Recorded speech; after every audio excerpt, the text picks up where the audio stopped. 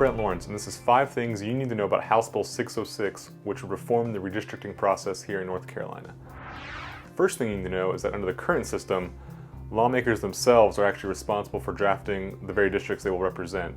So what this leads to is a system where whichever parties control, we've seen Republicans and Democrats both do it, they use the redistricting process to bolster and strengthen their own majorities, essentially choosing which districts they will represent. The second thing you need to know is that House Bill 606 would take that power away from lawmakers and actually hand it over to nonpartisan legislative staff.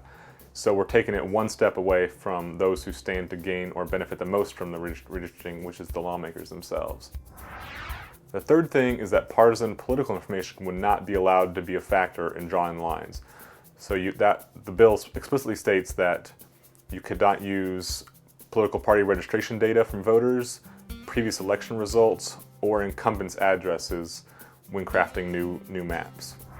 Fourth thing you need to know is that this bill enjoys broad bipartisan support. In 2011, a similar bill passed the House with overwhelming margins, and this year again we've seen leadership from both parties expressing support for reforming the redistricting process. And the fifth and final thing you need to know is that this bill would not go into effect until after the 2020 census. So if you're thinking down the road after the 2020 elections, nobody has any idea which party is going to be in control. So we kind of think of this as an insurance policy for both parties come 2021 when the next round of redistricting will begin in earnest. I'm Brent Laurenz, and that's 5 things you need to know about redistricting reform here in North Carolina and House Bill 606 in particular.